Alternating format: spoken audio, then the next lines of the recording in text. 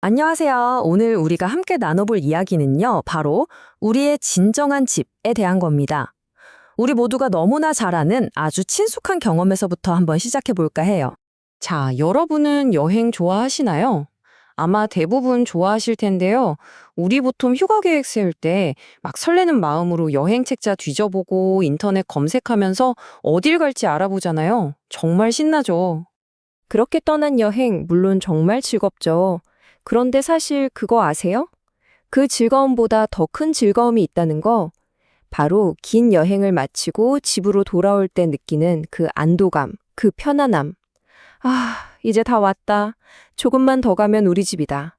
이 설렘, 다들 공감하시죠? 그리고 마침내 현관문을 딱 열고 들어서는 순간 우리 입에서 저절로 나오는 말이 있잖아요. 바로, 아, 우리 집이 최고야. 아무리 화려하고 멋진 호텔에서 묵었어도 결국 우리가 진짜 마음 놓고 쉴 수 있는 곳은 우리 집뿐인 것 같아요.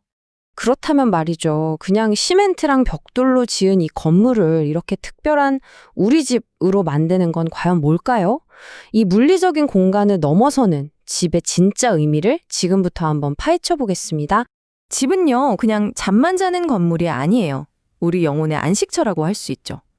바깥 세상이 아무리 복잡하고 시끄러워도 집 안으로 들어오는 순간 모든 걸로부터 보호받는 느낌. 온전한 나만의 피난처 같은 곳이잖아요. 이런 집을 만드는 재료들은 뭘까요? 우선 사랑하는 사람들이 있겠죠. 그리고 그 사람들과 함께 쌓은 수많은 기억과 웃음들, 또 나를 편안하게 해주는 익숙한 소파, 창밖 풍경, 심지어 우리 집만의 특별한 냄새 같은 것들. 하지만 이 모든 것보다 더 중요한 게 있어요. 바로 나는 여기에 속해 있다는 그 느낌, 소속감입니다. 그런데 우리가 이렇게 소중하게 여기는 이 집이 과연 영원할까요?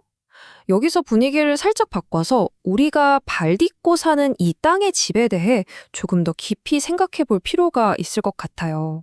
한번 떠난 집에는 다시 돌아갈 수 없다는 말이 있죠. 이게 그냥 이사를 가서 못 돌아간다는 뜻만은 아닐 거예요. 시간이 흐르면 모든 것이 변한다는, 어쩌면 조금은 씁쓸한 진실을 담고 있는 말이죠. 현실을 한번 보세요. 우리가 사는 이 땅의 집들은 영원하지가 않아요. 일시적이죠. 집은 낡고 그 안에 사는 우리도 변하고 때로는 그 집을 떠나야 할 때도 오고요. 영원히 내 것일 수가 없는 거죠. 그렇다면 우리에게 영원하고 완전하고 변하지 않는 그런 집은 없는 걸까요? 자, 이제 오늘의 진짜 핵심 주제로 들어가 보겠습니다. 성경이 이야기하는 우리가 돌아가야 할 또 다른 집에 대한 이야기입니다. 성경은 우리를 위해 또 다른 집이 마련되어 있다고 말합니다. 그곳이 바로 천국인데요. 이건 그냥 막연하게 좋은 곳 이런 개념이 아니라 우리의 진짜 집, 우리가 돌아갈 궁극적인 본향으로 설명하고 있어요. 이 표를 보시면 차이가 확 느껴지실 거예요. 한번 비교해 볼까요? 이 땅의 집은 일시적이지만 하늘의 집은 영원하죠. 이 땅의 집은 낡고 변하지만 하늘의 집은 절대 변하지 않고 잃어버릴 염려도 없어요. 그리고 제가 생각하기에 가장 중요한 거, 이 땅에서는 사랑하는 사람과 언젠가 헤어지지만 그곳에서는 먼저 떠나보낸 사랑하는 사람들과 다시 만나 영원히 함께한다는 겁니다. 성경 고린도전서에 나오는 구절인데요. 이게 무슨 말이냐면요. 마치 부모가 사랑하는 자녀를 위해 정말 기가 막힌 깜짝 선물을 준비하는 것처럼 하나님이 우리를 위해 준비해 두신 그 집은 우리가 지금 머릿속으로 상상할 수 있는 그 어떤 것보다도 훨씬 더 좋고 아름답다는 뜻이에요. 자, 그렇다면 이 영원한 집에 대한 소망이 그냥 막연한 기다림으로 끝나면 안 되겠죠. 이 소망이 지금, 오늘을 살아가는 우리에게 어떤 실질적인 힘이 될 수 있는지 한번 구체적으로 살펴보겠습니다. 이 소망이 삶을 어떻게 바꾸는지 보여주는 정말 좋은 예가 있습니다. 바로 하니아 크로스비라는 분인데요. 이분은 태어난 지 얼마 안 돼서 시력을 잃었어요. 평생 앞을 못 보게 된 거죠. 그런데 놀랍게도 그녀의 삶은 절망이 아니라 엄청난 기쁨과 감사로 가득했습니다. 무려 9,000편이 넘는 찬송시를 썼거든요. 어떻게 그럴 수 있었을까요? 그녀의 시선이 땅에서 잃어버린 것에 머물지 않고 저 하늘에 있는 진짜 자기 집을 향해 있었기 때문입니다. 여기서 오해하면 안 되는 게 있어요. 이런 소망은 현실 도피가 절대 아닙니다. 오히려 그 반대예요.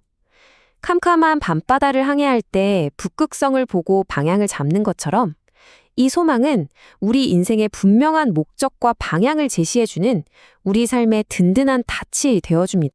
그럼 그 진정한 집을 위해 우린 뭘 준비해야 할까요? 여기 세 가지 방법이 있습니다. 첫째, 이 땅의 것들에 대한 집착을 조금씩 내려놓는 연습을 하는 거예요. 어차피 잠시 있다가 할 곳이니까요. 둘째, 예수님을 닮은 성품, 그니까 사랑, 인내, 섬김 같은 것들을 기르는 데 힘쓰는 겁니다. 이건 영원히 남는 진짜 투자거든요. 그리고 마지막, 셋째, 나의 시간, 재능, 물질을 영원한 가치가 있는 일에 사용함으로써 하늘의 보물을 쌓아두는 거죠. 이 비유가 참 마음에 와닿는데요. 이 땅에서의 우리 삶은 학교 생활 같은 거예요. 영원히 머물 곳이 아니라 졸업하고 진짜 집으로 돌아가기 전에 여러 가지를 배우고 준비하는 임시 장소인 거죠.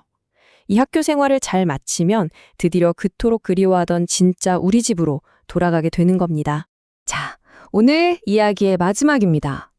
여러분께 이 질문을 한번 드리고 싶어요. 지금 여러분 삶의 무게중심은 어디에 놓여 있나요? 언젠가 사라질 이 땅의 것들에 있습니까? 아니면 영원히 남을 저 하늘의 것에 있습니까? 한번 곰곰이 생각해 보시면 좋겠습니다.